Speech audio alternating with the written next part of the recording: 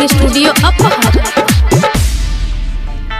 डोमावा के घरवा से दौरा उलैली हो दौरा उलैली पियावा से अपना फलावा मंगैली हो फलावा मंगैली। भूल गइल बारी इनके याद नहीं थे हमरा भौजी के सुपली में पान नहीं के हमरा भौजी के सुपली में पान नहीं के हमरा भौजी के सुपली में पान नहीं के साचो हमरा भौजी के सुपली में पान नहीं के हमरा भौजी के सुपली में पान नहीं के हमरा डीजे हरिओम बसंत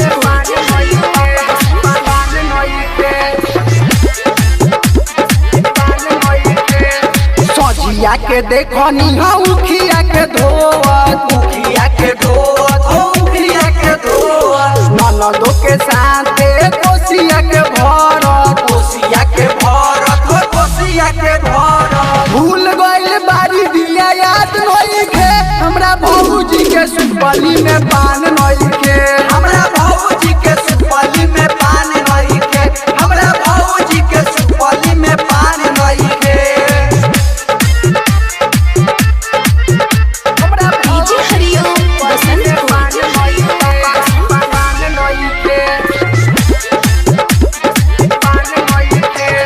पनिया में खार होके देवेली रगिया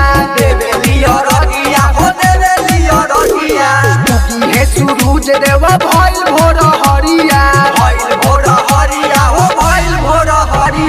नीति सती पकान जान नहीं खे हमरा भौजी के सुपली में पान नहीं के हमरा भौजी के सुपली में पान नहीं के हमरा भौजी के सुपली में पान नहीं के